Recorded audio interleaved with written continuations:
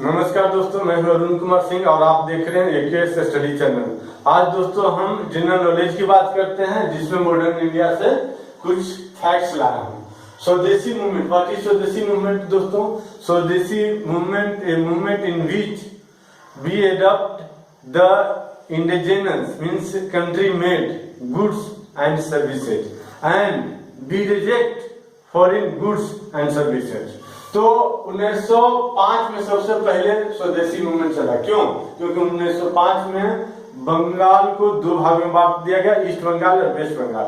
आज ईस्ट बंगाल बांग्लादेश है, इससे पहले ईस्ट पाकिस्तान था। तो देखिए दोस्तों, आज जो फैक्ट है, इससे अंग्रेजों का बीज बोया हुआ, आज हमसे बांग्लादेश अलग है। तो पार्टीशन ऑफ बंगाल 1905 में किया गया। On 16 October 1905 by Lord Curzon के द्वारा किया गया। उसको दो भाग में बांटा गया, East Bengal and West Bengal. East Bengal की राजधानी ढाका और वेस्ट बंगाल की राजधानी कलकत्ता कर दिया गया। द बायकॉट ऑफ उसके फलस्वरूप भारत के लोग पूरे देश में स्वदेशी मूवमेंट चला। तो उसमें क्या हुआ? Boycott of British goods and services. Swadeshi movement means to accept the indigenous good and services and to reject the foreign goods and services. Goods में सारे सामान आ जाएंगे दोस्तों, सारा वस्तु जो विदेश का बना हो। सर्विसेज में आ जाएंगे मेडिकल फैसिलिटी हो, चाहे स्कूल हो, चाहे कॉलेज हो, चाहे कोर्ट हो, चाहे किसी भी तरह का गवर्नमेंट जॉब हो, वो सर्विसेज में आएंगे। सबको रिजेक्ट करना है। Next, all India Muslim League was established by Aga Khan, Nawab Salimullah Khan and Waqar Mulk and Mohsin मुल्क। ये चार लोगों द्वारा ऑल इंडिया मुस्लिम लीग की स्थापना किया गया ऑन 30 दिसंबर 1906। 30 दिसंबर 1906 को ऑल इंडिया मुस्लिम लीग की स्थापना किया गया। इसकी स्थापना जिन्ना ने नहीं किया दोस्तों। सूरत सेशन 1907 में हुआ, जिसकी अध्यक्षता किया प्रेसिडेंट रास बिहारी बोस ने। And split in Congress session and Congress was divided into two faction, moderate and extremist. Moderate led by Gopal Krishna Gokhale. Moderate का नेता जो रहे गोपाल कृष्ण गोखले रहे, और एक्सट्रीमिस्ट का नेता जो रहे एक्सट्रीमिस्ट लेड बाय लाल बाल एंड पाल। लाला लाजपत राय, बाल गंगाधर तिलक एंड बिपिन चंद्र पाल। इसमें अरविंदो घोष भी शामिल थे, जो भी पांडिचेरी में उस ब्रिटिश के अरेस्ट के भय से पांडिचेरी में चले गए, फ्रांसीसी कब्जे वाले इलाके में, और वही उनका अरविंदो घोष आश्रम आज भी है, और वहां सन्यासी बनकर रहे। उसके बाद गोपाल कृष्ण गोखले महात्मा गांधी के पॉलिटिकल गुरु थे, और गोपाल कृष्ण गोखले के पॉलिटिकल गुरु एमजी रनाडे थे। होम रूल लीग मूवमेंट 1916 में स्थापना हुई। 1916 में उस मूवमेंट को चलाया गया। Home rule league founded in 1916 for self-government under the Dominion status within British Empire. Home rule league की स्थापना 1916 में मूवमेंट चलाया गया। 1916 में फॉर सेल्फ रूल के लिए यह चलाया गया movement, but it was not a complete independence, it was a dominion status. What is dominion status दोस्तों? British will remain here, British will continue to rule over India, but we would have political participation in government. That is dominion status, under control of government. Government means British government. Indian Home Rule League was founded by Bal Gangadhar Tilak on 28 April 1916 in Pune.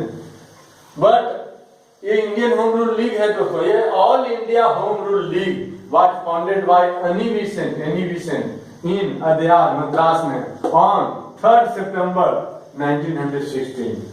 यह है Indian home rule league, यह है all Indian home rule league. Indian home rule founded by B G Tilak, ये founded by Annie Besant. ये 28 अप्रैल 1916 को हुआ।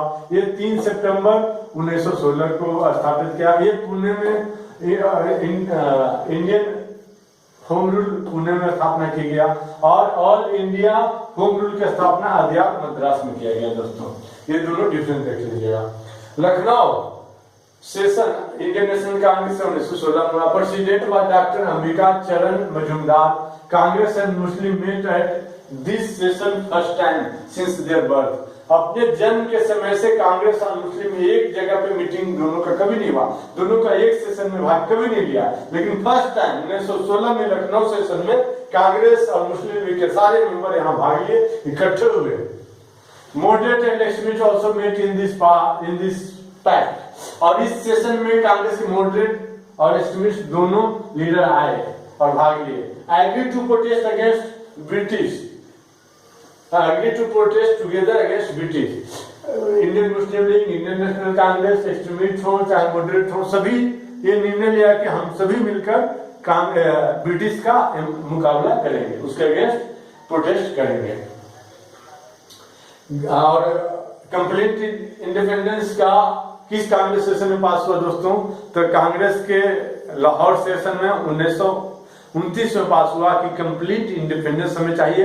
इसके बाद जो भी मूवमेंट होगा इंडियन नेशनल कांग्रेस का, वो सिर्फ और सिर्फ कंप्लीट इंडिपेंडेंस के लिए होगा, पूर्ण स्वराज के लिए होगा, डोमिनियन स्टेटस के लिए नहीं होगा।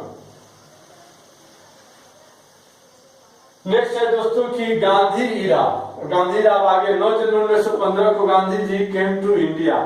9 जनवरी 1915 को गांधी भारत आए साउथ अफ्रीका से, from south Africa. NRI day भी 9 जनवरी को ही इसलिए मनाया जाता है दोस्तों।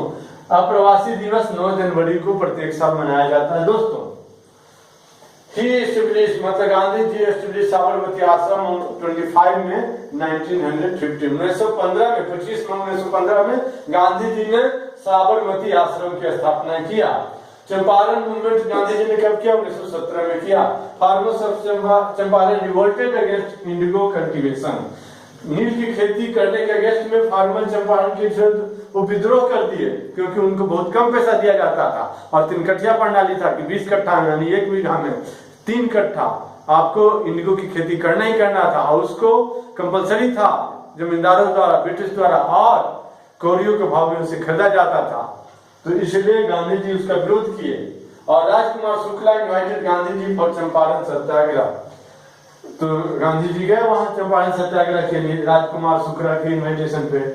चंपारण सत्याग्रह 10 अप्रैल 1917 को हुआ दोस्तों, और यह उनके कर को माफ कर दिया गया और सरकार को झुकना पड़ा।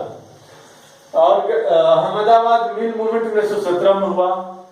कामगारों को वेतन कम दिए जाते थे, उनको वेतन बढ़ाया नहीं गया, बोनस बढ़ाया नहीं गया, इसलिए गांधी जी ने यहाँ पर भी मूवमेंट चलाया और कामगारों को 35% बोनस दिया गया, उनका पेमेंट भी बढ़ा दिया गया दोस्तों।